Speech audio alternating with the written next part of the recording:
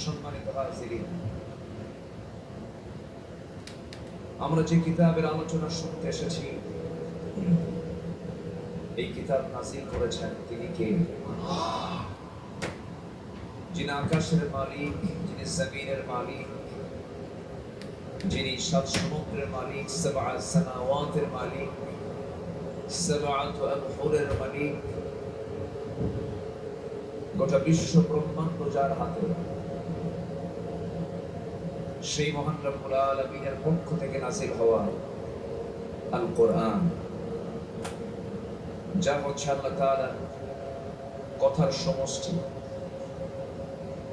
পৃথিবীতে মহাসত্যবাণী যদি থাকে, সেই সত্যবাণী খুঁজে পাওয়া যায় কোন কিতাবে?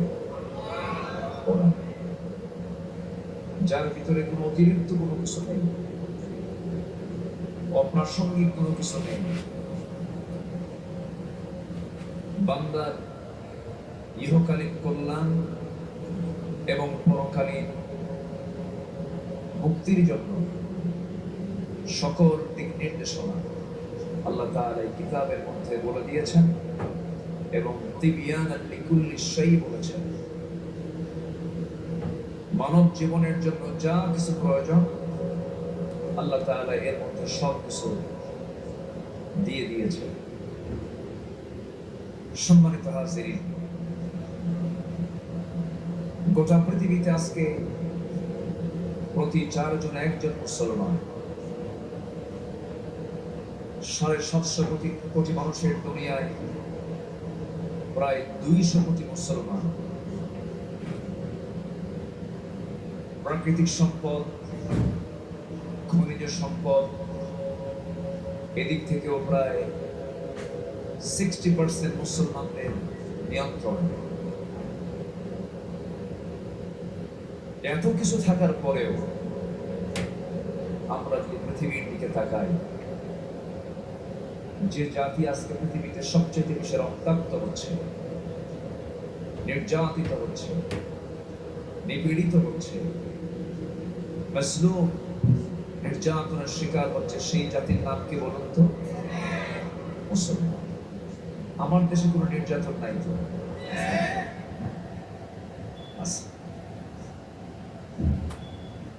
বিশ্বের প্রতিটি দেশে দেশে যারা ইসলামকে নিয়ে চলতে চায়,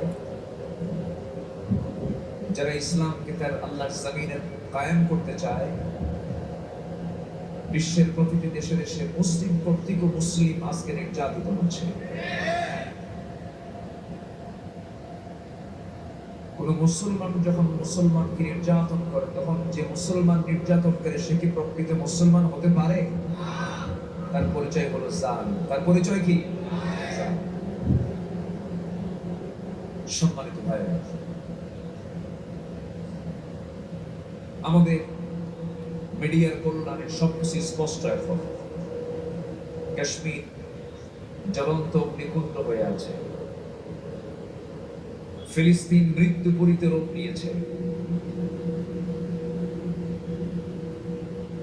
জাতিসংঘের ভূমিকা প্রশ্নবিদ্ধ, মুসলমানদের লাশ নিয়ে গুলি খেলা হচ্ছে, মুসলমানদের অধিকার নিয়ে বিশ্বের যারা পরিকল্পনা করছেন, বিশ্বের যারা নেতৃত্ব দিচ্ছেন, তারা নিশ্চুপ, কোনো আওয়াজ নাই, কোনো কথা নাই। এইদিকে ইহুদি খ্রিস্টানদের কিছু 5টা গোলাম, তারা মুসলমানদের তাহসিব তামাদ্দুনকে ধ্বংস করার ষড়যন্ত্রে মেতে উঠেছে। এসো হে বৈশাখ,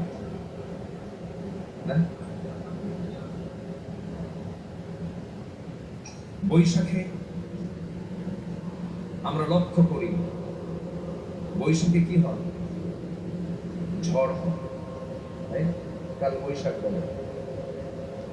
অথচ এই প্রাকৃতিক এই দুর্যোগে, এই ঝড় থেকে বাঁচার জন্য চাইতে হবে কার কাছে? আসতে হবে না কার কাছে? সারা বছর যে গরিব মানুষগুলো পান্তা খায়, আর বৈশাখের দিনে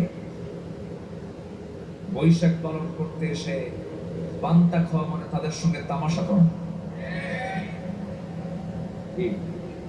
ঠিক কিনা? তামাশা ছাড়া কিছু নয়। সম্মানিত ভাইরা, আমার দেশ দেখতে অনেক সুন্দর, বিশেষ করে কিশোরগঞ্জের যে হাওড় অঞ্চল, মিঠামইন, ইটনা, নিকলি, অষ্টগ্রাম, এই কয়েকটি উপজেলা জুড়ে প্রায় 20-25 কিলোমিটার লম্বা, সেই 14-15 কিলোমিটার লম্বা রাস্তাটাকে বৈশাখের এই কি বলে বৈশাখ উদযাপন করার জন্য এই আলপনা এঁকেছে 14-15 মাইল ব্যাপী 6-7 কোটি টাকা খরচ করে। সম্মানিত ভাইয়েরা, হলুদ শাড়ি পরে পান্তা খাওয়ায়, অর্থলগ্ন পোশাক পরে পান্তা খাওয়ায়, সে পান্তার দাম হলো 1000 টাকা, 1500 টাকা, 2000 টাকা।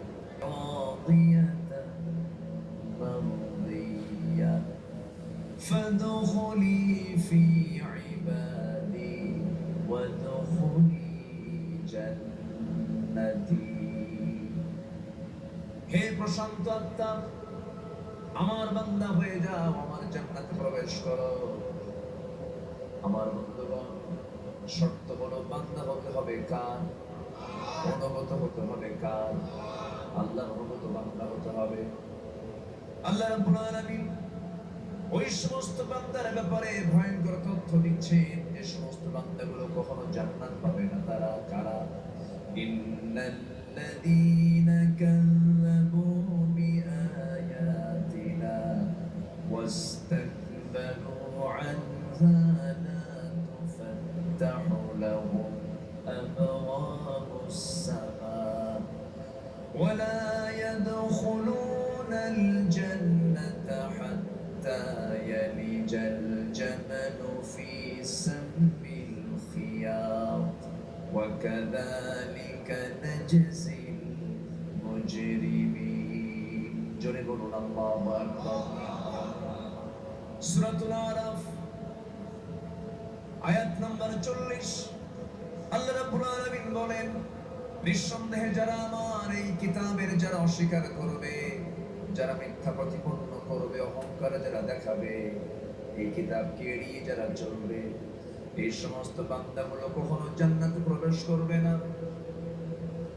কখনো তাদের জান্নাতে প্রবেশ করা সম্ভব নয়। যেমন করে একটা সুইয়ের ছিদ্র পথে প্রবেশ করা যেমন সম্ভব, তার চাইতে বড় সম্ভব হলো তাদের জান্নাতে প্রবেশ করা। যাবে কন্যা আউযুবিল্লাহ।